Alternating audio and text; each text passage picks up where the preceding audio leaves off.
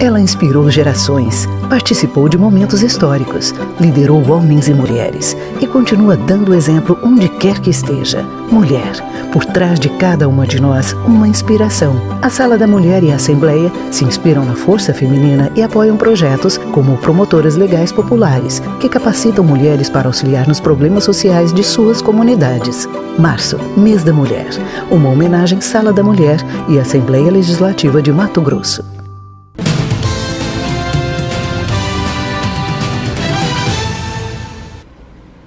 Olá, seja muito bem-vindo a mais uma entrevista aqui pelo RDTV. Hoje nós vamos conversar com o senador da República pelo PPS, senador Medeiros. Seja muito bem-vindo, senador. Agradeço a oportunidade de estar aqui nesse espaço que já se tornou tradicional na imprensa mato-grossense. A primeira pergunta é a curiosidade que todos nós temos, senador. Como está Brasília, nos bastidores, ali onde as câmeras não alcançam, onde os ouvidos da população não chegam? Como está o clima ali? Está em ebulição. Brasília, eu creio que voltou ao clima lá da época do Collor. Realmente o impeachment voltou com força total e foi mais ou menos assim. Quando o governo do PT pensou a paz, veio repentina destruição. Qual o posicionamento do Senado com relação a toda essa situação? Não aquilo que é falado na imprensa, mas aquilo que é conversado entre os senadores ali. Eu sinto que, principalmente de 10 dias para cá, mudou totalmente. Foi uma reviravolta. Há 10 dias havia um clima de ajeitadeira. Eu e Randolph, que entramos, o senador Randolph, nós entramos com a representação contra o senador Delcídio, devido àquela prisão dele. Entramos com a representação no Conselho de Ética. E a gente sentia que havia uma movimentação para salvar o mandato do Delcídio. Com a delação do Delcídio mudou tudo.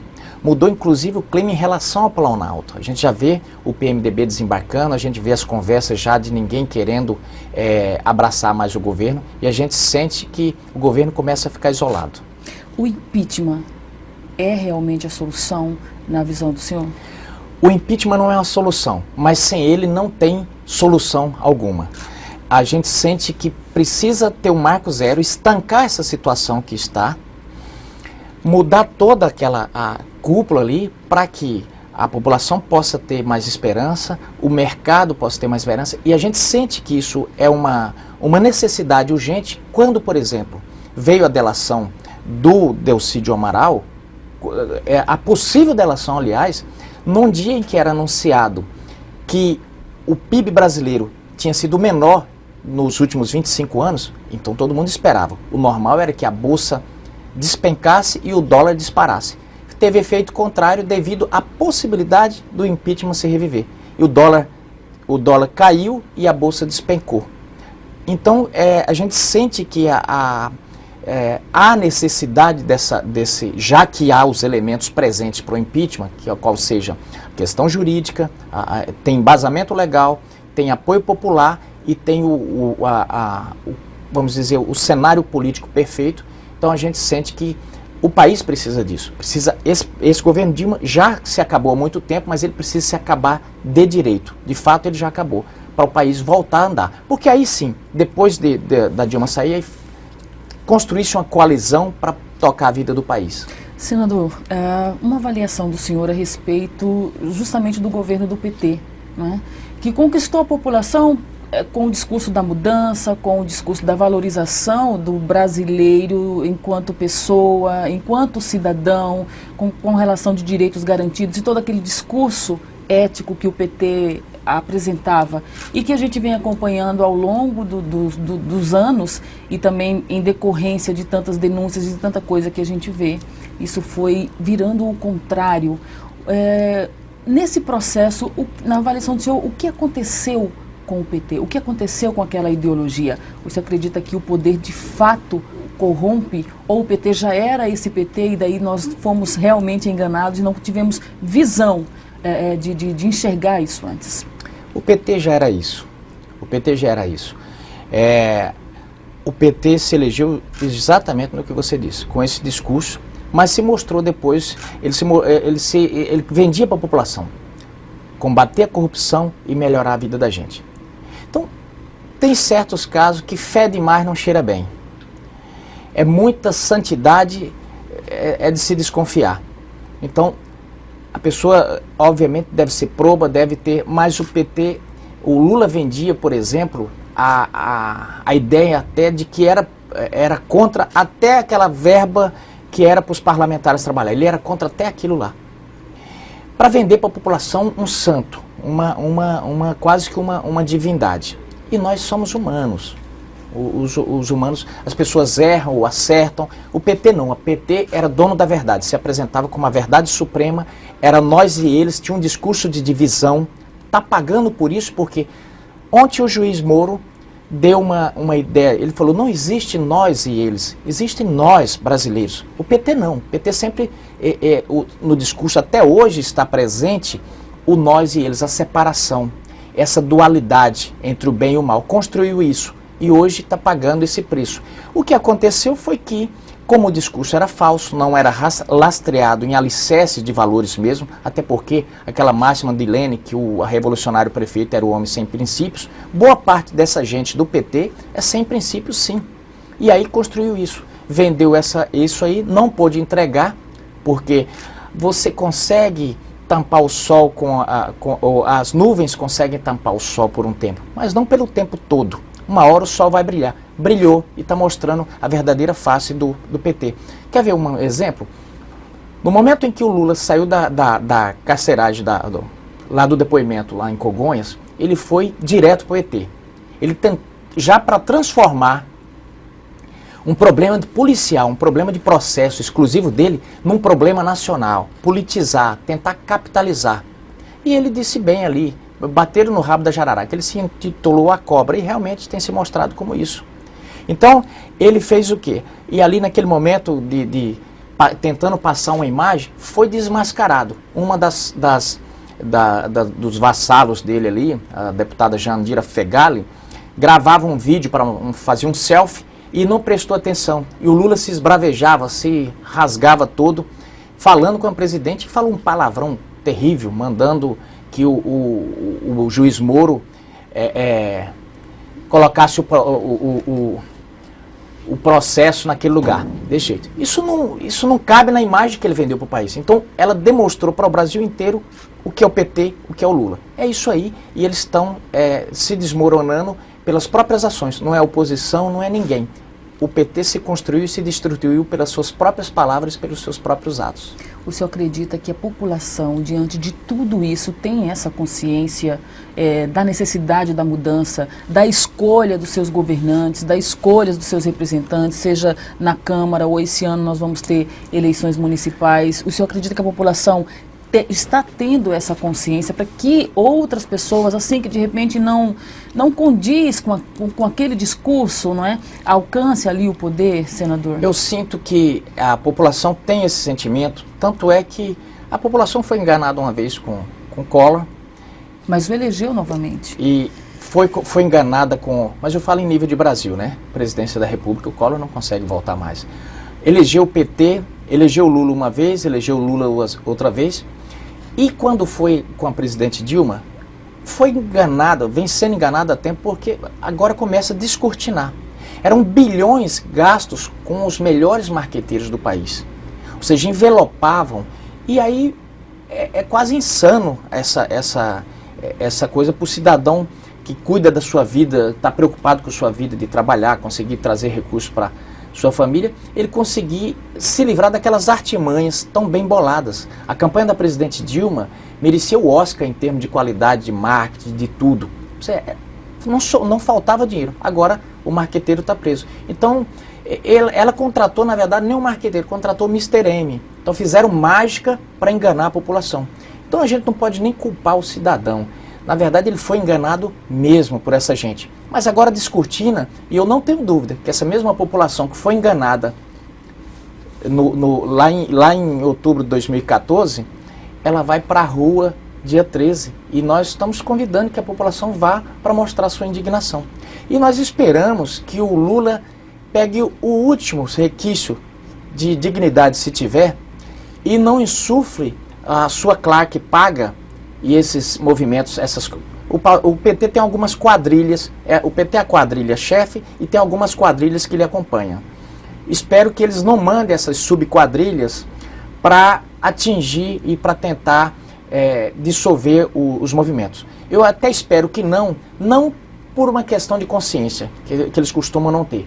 Mas eu acho que aquela morte do Santiago, por aquele movimento que o PT montou, aqueles black bloc, para dissolver as manifestações naquela época. Como acabou havendo uma morte, eu não creio que eles vão cometer a mesma irresponsabilidade. Então esperamos que essa passeata de domingo possa ser, que eles deixem as pessoas se manifestarem pacificamente. O senhor acredita, cogita-se, existe até um pedido da prisão do ex-presidente Lula. O senhor acredita que isso pode de fato vir a acontecer, se concretizar? O Lula, eu não sei se ele vai ser preso nesse pedido, mas com certeza o Lula será preso. E ele será preso pelo desenrolar da Lava Jato. Não há como não ser preso. Ainda falta, alguns já fizeram delação. Essa delação do senador Delcídio, ela é gravíssima, segundo as pessoas que tiveram acesso à peça. Aí ainda falta delação da UTC, falta da Camargo, da Andrade Gutierrez, falta ainda a da Odebrecht, que com certeza, após essa condenação de 19 anos do Marcelo Odebrecht, e há que se falar aqui para quem está nos assistindo, no final, no rodapé daquela peça, tem uma frase muito emblemática, dizendo que aquela sentença nada impede que, se ele vier a delatar posteriormente, aquela pena possa ser, de repente, reduzida. E como é a primeira condenação de tantas outras que poderão vir, fatalmente o Marcelo Odebrecht vai fazer a delação premiada.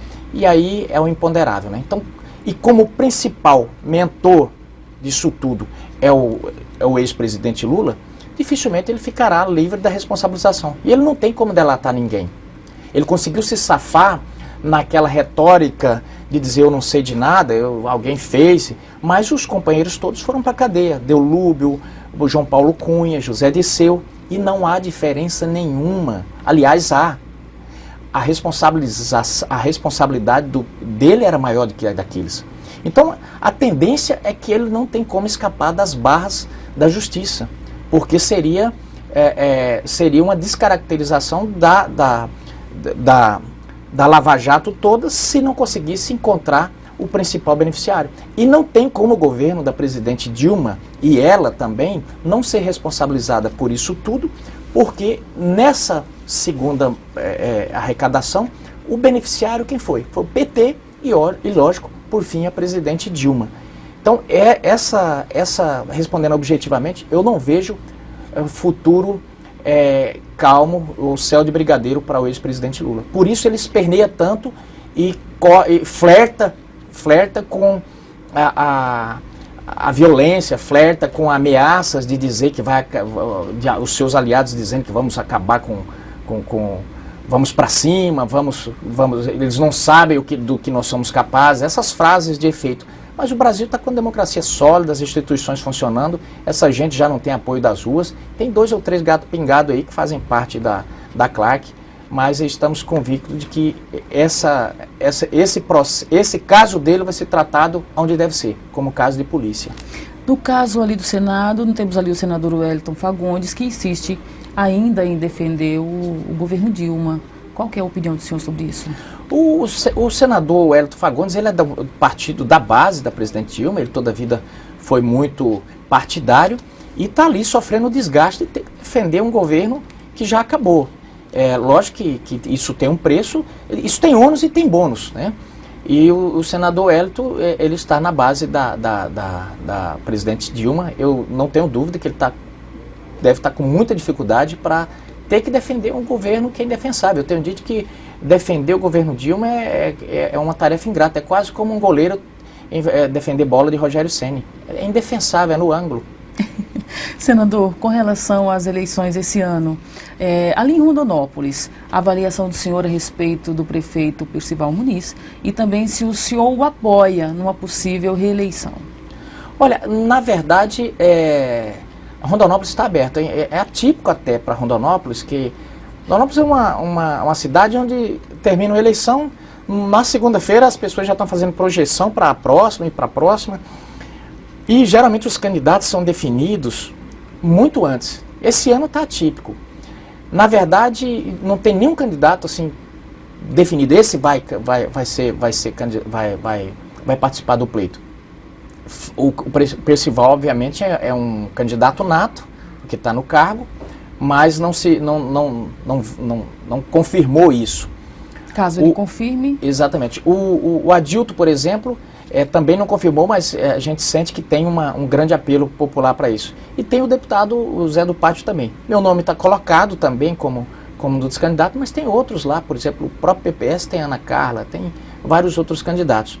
Agora, natural, estando no PPS, é natural que não tem como você... Sim, é uma constatação óbvia que apoiará. E eu fiz política a vida inteira com o Percival, tenho um carinho muito, muito grande por ele. Agora, eu não sei se ele se candidata ou não. Você acha que ele fez uma boa gestão ali em Rondonópolis? Olha, os prefeitos antigamente disputavam para ver quem era o melhor prefeito em Mato Grosso. Hoje, disputam para ver quem consegue pagar a folha. Então, todos os prefeitos estão em extrema dificuldade. O Percival está com... Não é diferente, está com dificuldades lá, porque... Mas eu vejo que está fazendo. Se ele tem algum desgaste, pode ser mais um desgaste pela longa vida política. Mas a administração em si está construindo uma ponte, tem feito algumas coisas. Agora tem dificuldades imensas, ver essa zica, ver essa coisa toda. Os municípios não recebem os aportes para a saúde. Não é um cenário favorável a prefeito algum. Então ele, não diferente dos outros, tem desgaste. Pelo menos é o que me diz. Eu tenho ficado muito focado no mandato, não tenho acompanhado, mas as notícias que chegam é que tem um certo desgaste e eu acho natural nesse cenário em que todos os prefeitos estão com essas dificuldades. Muito bem, senador, eu quero agradecer a participação do senhor aqui conosco nessa entrevista pelo RDTV. Eu que agradeço e quero aproveitar esse espaço do RD News para convidar as pessoas para domingo irem para as ruas, mostrar o seu posicionamento em relação a esse governo que está acabando com o nosso país. Esse governo precisa terminar para o Brasil começar a andar. Muito bem, a gente quer com muito carinho também agradecer o prestígio da sua audiência nesta TV, que é TV Todo Dia. Não deixe de acessar rdnews.com.br/rdtv e até qualquer hora.